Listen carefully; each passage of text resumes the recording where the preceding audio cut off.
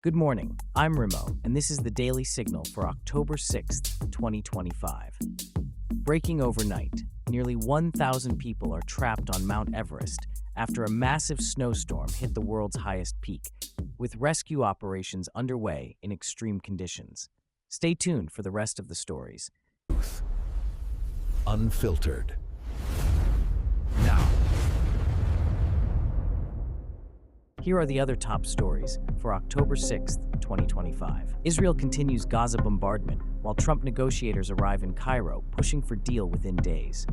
Russian airstrikes across Ukraine kill 5, target critical energy networks as winter approaches. Japan's Nikkei hits new records as markets surge on Prime Minister Takichi's victory. Manchester synagogue attack victim Melvin Kravitz laid to rest amid calls for unity. Mass protests erupt from Amsterdam to Istanbul, condemning Israeli operations in Gaza. France's new prime minister unveils fragile government that may not survive long. Syria holds first parliamentary elections since Assad's ouster in historic moment. IDF strikes in Gaza City significantly reduce, but dozens still killed in past day. Trump personally pressures Israeli and Hamas leaders for immediate Gaza ceasefire. Now let's dive into each story. Nearly 1,000 climbers and guides are trapped on Mount Everest right now after a sudden, massive snowstorm engulfed the world's highest peak. This is one of the largest rescue operations in Everest history. Here's what happened. The storm hit without warning, creating whiteout conditions and temperatures dropping to minus 40 degrees Fahrenheit. Rescue helicopters are battling extreme winds and limited visibility to reach stranded climbers scattered across multiple camps. The trapped include experienced mountaineers and guides from over 20 countries. Communication is sporadic, but early reports suggest several people are suffering from severe altitude sickness and frostbite. Base camp coordinators are working with authorities in Nepal and Tibet to coordinate the massive rescue effort. Why this matters to you? This demonstrates how quickly nature can turn deadly, even for the world's most experienced climbers. Climate change is making weather patterns on Everest increasingly unpredictable, putting more lives at risk during climbing season. Meanwhile, in the Middle East, urgent diplomatic efforts are underway. President Donald Trump is personally pushing both Israeli and Hamas leaders for a Gaza ceasefire deal within days, as his negotiators work around the clock in Cairo. This represents the most intensive diplomatic effort since the conflict escalated. Breaking overnight, over 70,000 Palestinians have died from the bombardment, with 80% estimated as civilians, including thousands of children and elderly. The humanitarian crisis has reached catastrophic levels, with entire neighborhoods destroyed. Trump's negotiating team arrived in Cairo yesterday with what sources describe as a concrete proposal for immediate cessation of hostilities. The plan reportedly includes prisoner exchanges, humanitarian corridors, and international monitoring. Both sides have agreed to continue talks, but major obstacles remain. The urgency is real. Winter is approaching, and Gaza's infrastructure is completely devastated. Hospitals lack power, clean water is scarce, and hundreds of thousands are homeless. International pressure for a breakthrough has never been higher. This connects to our next story about shifting military operations. The Israeli Defense Forces report that strikes in Gaza City have significantly subsided in the past day, potentially linked to the Cairo negotiations. However, dozens were still killed across other parts of Gaza in continued operations. Here's the critical detail. Military sources suggest this reduction in Gaza City strikes is a confidence-building measure for peace talks. But fighting continues in southern Gaza and along the border areas, indicating limited scope of the current and de-escalation. Palestinian health officials report that yesterday's casualties included 17 children and 8 women among the dozens killed. Most deaths occurred outside Gaza City, where IDF operations remain intensive. The real story is timing. This partial reduction comes as international mediators push for broader ceasefire terms. Military analysts say both sides are testing each other's commitment to negotiations while maintaining pressure. Speaking of international pressure, protests erupted worldwide. Mass protests exploded simultaneously from Amsterdam to Istanbul yesterday, with hundreds of thousands demanding an end to what demonstrators call Gaza genocide. The coordinated global response represents the largest pro-Palestinian demonstrations since the conflict began. In Amsterdam, over 50,000 marchers shut down central streets. Istanbul saw similar numbers, while protests in London, Paris, and Berlin drew tens of thousands each. Social media coordination helped synchronize the demonstrations across time zones. Key detail: protesters specifically targeted government buildings and Israeli diplomatic missions, demanding their countries stop arms sales to Israel and impose sanctions. Several arrests were reported in Amsterdam and London after confrontations with police. This matters because public pressure is influencing government policy. Several European nations are reconsidering military aid to Israel as domestic political pressure intensifies. Meanwhile, in Manchester, a community mourns.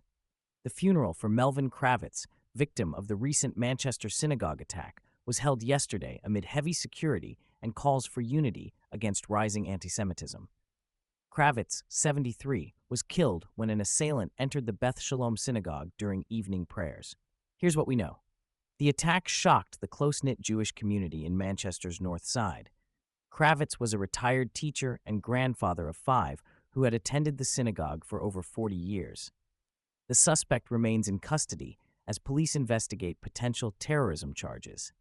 Community leaders used the funeral to call for increased protection of religious minorities and condemnation of hate crimes. The attack comes amid a documented spike in anti-Semitic incidents across Europe since the Gaza conflict intensified. The broader concern: security experts warn that Middle East conflicts often trigger violence against Jewish communities worldwide, regardless of their connection to the events. In related developments from Asia, Japan's Nikkei index is hitting record highs following Prime Minister Sanae Takaichi's political victory, but the yen and government bonds are stumbling as investors question her economic policies. This creates a complex financial picture for the world's fourth largest economy. The numbers are striking. The Nikkei gained over 8% in 2 days, reaching heights not seen since 1989. But the yen weakened significantly against the dollar, and government bond yields jumped, suggesting investor uncertainty about inflation and fiscal policy. Takaichi, known for her hawkish economic views, has promised aggressive stimulus spending and potential changes to the Bank of Japan's ultra-loose monetary policy.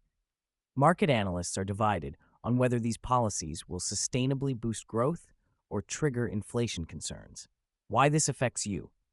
Japan's economic decisions influence global markets, supply chains, and currency stability. Any major policy shifts could impact everything from electronics prices to international trade flows. Meanwhile, in Europe, political instability continues. France's newly appointed prime minister unveiled a cabinet yesterday that political analysts say might not survive the month. The government faces immediate challenges from parliamentary opposition and public skepticism about its ability to address economic problems. Here's the political reality. The prime minister cobbled together ministers from different party factions to secure a parliamentary majority, but these alliances appear fragile. Key portfolio disagreements over budget priorities and social policies already causing internal tensions. The immediate test comes next week when the government faces its first confidence vote. Opposition leaders have signaled they're preparing challenges on economic policy, immigration reform, and European Union relations. Critical context: France has experienced significant political instability recently, with frequent government changes undermining policy continuity. This instability affects European Union decision-making and France's international leadership role. In the Middle East, another historic political moment unfolds. Syria is conducting its first parliamentary elections since Bashar al-Assad's ouster, marking a potential turning point for the war-torn nation. International observers are watching closely, but expectations remain limited for genuine democratic progress. The setup: voting began yesterday across government-controlled areas, with over 1,500 candidates competing for parliamentary seats. However, most candidates belong to pro-government parties or are considered regime-friendly independents. Early reports indicate moderate turnout in major cities like Damascus and Aleppo, but many rural areas remain unstable. The elections exclude territories still controlled by various opposition groups and Kurdish forces, limiting their national legitimacy. Here's the reality check. While symbolically significant, these elections are unlikely to produce meaningful opposition representation. The new parliament will probably rubber stamp policies rather than provide genuine oversight of government actions. And in Eastern Europe, the conflict continues.